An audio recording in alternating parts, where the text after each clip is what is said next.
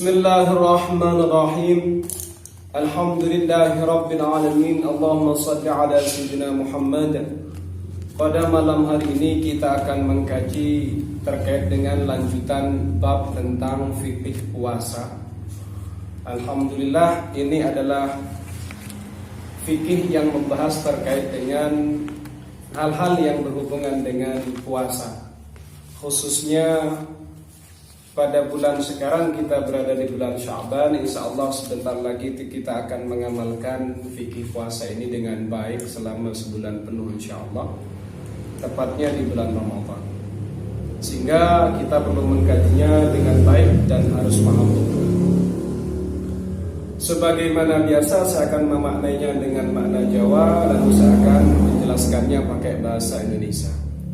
Bismillahirrahmanirrahim. Faslun ay hada faslun, hada utawi iki, faslun iku fasal, arkanuhu utawi pira-pira rukune poso, salasatun iku telu. Arkanuhu utawi pira-pira rukune poso, salasatu asya'a iku telu pira-pira perkara. Salasatu asya'a iku telu pira-pira perkara. Niyatun rupane niat lailan ing dalam waktu bengi, likulli yaumin kedue saben-saben dina, fil fardi ing dalam poso fardu, ing dalam poso wajib. Wa tarku muftirin lan ninggal perkara kang batalaken, zakiran hal eling, mukhtaran turkang iso milih, ghaira jahilin turkang ora bodoh, makzurin kang den uzuri.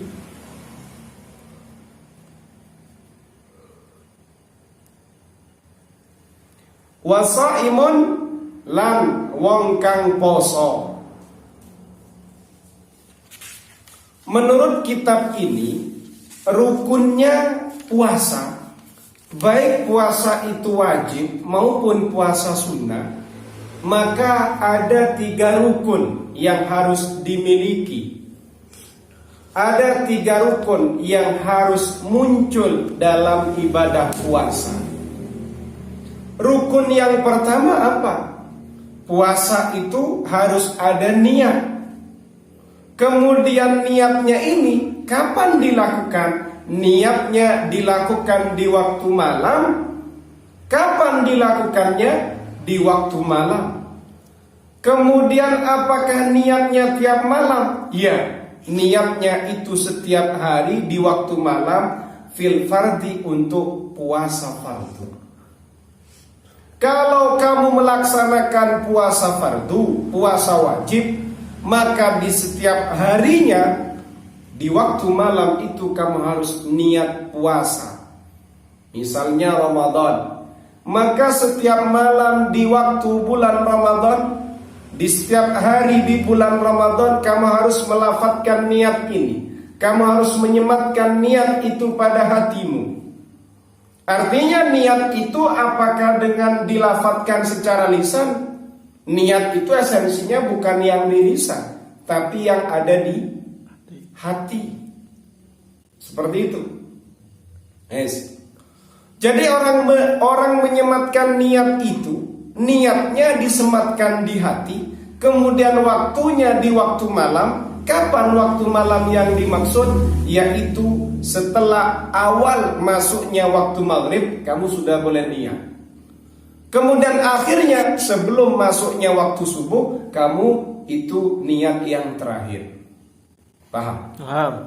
Dan itu kalau puasanya puasa wajib, harus dilaksanakan di setiap malam.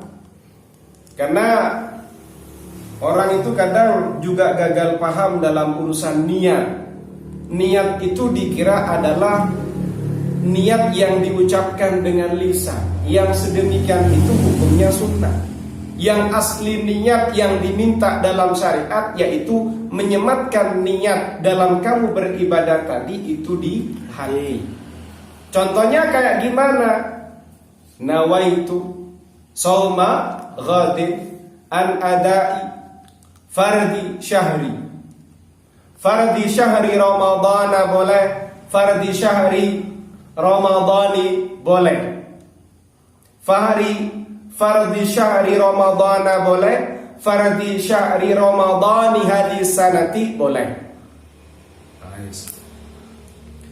Kemudian yang kedua rukunnya adalah meninggalkan sesuatu yang membatalkan. Apa yang membatalkan? Sesuatu yang bisa menjadikan batalnya puasa kita. Contoh, misalnya kita minum atau kita makan, itu kan membatalkan. Atau kita memasukkan kayu lewat telinga kita, lewat dubur, lewat farji. Nah, seperti itu. Itu akan membatalkan puasa kita. Rukun puasa harus tarku muftirin, meninggalkan sesuatu yang menyebabkan batalnya puasa. Kemudian zakiran mukhtaran ghaira jahilin. Yang sedemikian ini bagi siapa? Zakiran, bagi orang yang ingat kalau dia sedang berpuasa. Berarti kalau lupa, Sofi puasa. Kemudian paginya jam 10 makan, habis 2 piring, minum habis 2 gelas. Tapi lupa. Nice. Kan berarti ghaira dzakirin. Jam 11 ingat, tapi saya puasa. Oh, itu barokah untuk kamu. Puasamu tetap tidak batal. Karena yang membatalkan tadi bagi siapa? Dzakiran. Kalau misalnya makan kamu berada di tengah-tengah, dapat separuh kamu ingat, ya langsung dibuang, itu tidak boleh dilanjutkan. Kalau dilanjutkan batal. Mukhtaran ghaira jahilin. Kemudian mukhtaran ini artinya gimana? Dia bisa memilih. Artinya dalam posisi sadar. Mukhtaran itu kalau makna simpelnya posisi sadar. Boleh milih untuk melanjutkan atau mau membatalkan. Kemudian ghaira jahilin, dan orangnya tidak bodoh. Ghaira jahilin ma'dzurin, orangnya tidak bodoh yang diuzuri. Diuzuri itu adalah kebodohan yang dimaafkan. Berarti orangnya ini alim. Atau seumpama jahil, tapi jahilnya yang ghairu ma'dzur. Kalau alim kayak siapa? Misalnya ada namanya Ahmad. Ahmad tahu kalau hukumnya makan itu akan membatalkan puasa, tahu dia, berarti dia alim. Ada namanya Budi. Budi itu tidak tahu kalau makan itu tidak membatalkan puasa. Nah, orang tidak tahu ini dibagi dua. Ada yang jahil ma'dzur, ada yang kemudian ada yang jahil ghairu ma'dzur. Seperti itu. Bagaimana yang contohnya ma'dzur itu? Contohnya ada seseorang yang baru masuk Islam. Kemudian karena dia masuk Islam, sehingga dia melaksanakan hal yang bisa menyebabkan batalnya puasa. Tapi ternyata dia tidak tahu tentang hukumnya hal itu. Ditanya, kenapa kamu nggak tahu kalau yang kamu lakukan itu membatalkan puasa? Loh, iya tak, membatalkan puasa. Saya tidak tahu, saya baru masuk Islam kemarin. Yang kayak gini namanya jahil ma'dzur. Jahil yang diampuni. Berarti dimaafkan. Paham? Ada yang jahil yang ghairu ma'dzur. Kayak Sofi ini kanan kirinya Sofi ini kiai. Ditanya, Lovi, kok kamu makan? Loh, batal tak? Loh, ini namanya jahilnya Sofi ghairu ma'dzur. Kanan kirinya ada kiai, ada ulama, dia aja yang tidak mau belajar. Begitu. Kamu tetap berdosa dengan hal itu. Paham? Dan puasamu juga dianggap batal. Paham ya? Paham. Yes. Kemudian rukun yang ketiga adalah shaim. Shaim itu adalah orang yang berpuasa. Niat ada, meninggalkan yang membatalkan juga ada. Tapi wong sing kate poso gak ono. Soimnya gak ada. Nah, soim ini menjadi rukun yang ketiga. Harus ada yang berpuasa. Kalau orang yang berpuasa itu gak ada, maka dua hal tadi gak ada. Orangnya gak ada. Begitu loh. Paham? Yes. Saya akan memunculkan beberapa permasalahan. Ada beberapa permasalahan yang mungkin akan menjadi tanda tanya pada beberapa orang. Misalnya kita masuk pada contoh niat. Niat itu katanya itu boleh niat sekali. Apa betul? Yes. Sebenarnya dalam urusan niat ini terjadi khilaf antara ulama empat madhab. Tapi kalau madhab Syafi'iyah, maka niat itu harus dilaksanakan setiap malam satu kali niat. Ganti malam, ganti niat.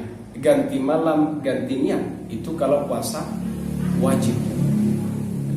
Kemudian kalau dalam aliran lain, contohnya adalah aliran Malikiyah. Kalau aliran Malikiyah, boleh kita niat sekali. Niat sekali sudah cukup. Contoh, nawaitu sauma jami'i syahri ramadana. Nawaitu sauma jami'i syahri ramadani hadhihi sanati fardan lillahi ta'ala. Berarti niat di malam pertama sekali, maka sisanya tidak usah niat. Itu boleh kalau menurut aliran Malikiyah. Bagaimana kita orang-orang yang berafiliasi dengan aliran Syafi'iyah? Maka dalam salah satu kitab atau banyak kitab-kitab karyanya musannifun Syafi'iyun, mereka-mereka yang berafiliasi dengan aliran madhab Syafi'i, dianjurkan agar kita ini taklid kepada Imam Maliki, kepada Imam Malik. Jadi ketika awal puasa itu, kalian semuanya ini, kalau niat nanti niatnya begini, ketika awal Ramadan pertama. Awal Ramadan pertama. Oh, saking kerennya, ada awal, ada pertama. Ketika malam pertama di bulan Ramadan itu kalian niat nawaitu sauma jami'i syahri ramadani hadhihi sanati fardan lillahi ta'ala. Kalian niat begitu. Saya niat berpuasa seluruh bulan Ramadan pada tahun ini fardan lillahi ta'ala. Niat itu ternyata dengan kemudian taqlidan lil imami Malik. Jadi saya ulangi, kalian besok kalau berada di awal bulan Ramadan, di malamnya itu, malam tanggal 1 di bulan Ramadan itu, kalian niat seperti ini. Nawaitu sauma jami'i syahri ramadani hadhihi sanati fardan lillahi ta'ala taqlidan lil imami Malik. Saya berniat puasa seluruh bulan Ramadan pada tahun ini fardan lillahi ta'ala, karena melaksanakan kefarduan demi Allah atau karena Allah, semata-mata karena Allah, dengan bertaklid kepada Imam Malik. Kalau kita sudah berniat seperti ini, misalnya pada tanggal 3, 5, 11, 21, ternyata Sofi ini lupa, nggak niat. Kan Sofi ini madhabnya Syafi'iyah. Ternyata kamu lupa. Maka lupanya kamu itu ndak kemudian puasamu itu harus dikodok besok. Puasamu tetap jalan dan tetap sah. Kenapa? Karena kamu sudah niat tadi dan kamu sudah bertaklid pada Imam Malik. Nah, begitu. Paham Sofia? Paham. Nah, itu diamalkan. Kemudian ada beberapa kasus seperti ini lagi. Ustadz, Kalau misalnya ada seorang suami memasukkan kepala zakarnya, tapi tidak semua zakarnya, apakah dikatakan jima? Kepala zakar itu kan ada kepalanya. Kalau kepala zakar ini dimasukkan separuh, ini ternyata sang suami tadi belum batal puasanya, bukan termasuk yang mufti, tapi perempuan yang diwati itu batal. Nah, kan keren kan? Bahasanya seperti ini dalam kitab. Wa min idkhali kullil hasyafati aw qadriha min faqidiha fala yuftiru bi idkhali ba'diha bin nisbati lil wati wa ammal mautu fa yuftiru bi idkhalil ba'di li'annahu qad wasalat aina jawfi fa huwa min hadhihi al-jiha la min jihatil wati. Kenapa kalau laki-laki yang memasukkan separuh, ini separuh ya, sebagian bukan seluruh kepala zakar, separuh kepala zakar masuk ke farji, maka sang suami ini tidak batal puasanya, tapi sang istri itu batal. Kenapa? Karena sudah masuk pada lubang terusnya sang perempuan. Dia sudah masuk pada jauf ini lubang terus. Dia sudah masuk lubang. Nah, ketika kita ini punya jauf seperti mulut, ini jauf, hidung jauf, farji jauf, dubur jauf. Dengan dimasuki tangan misalnya, atau dimasuki kelereng misalnya, batal puasanya. Farjinya perempuan, farjinya istri, dimasuki kepala zakar, tapi tidak semuanya, separuh saja, batal karena sudah kemasukan. Nah, tapi si cowok tidak. Kenapa? Yang dilihat bukan dari sisi jimaknya, bukan dari sisi wateknya, tapi dilihat dari masuknya pada lubang terus tadi, pada jauf tadi, seperti itu. Paham ya? Yes.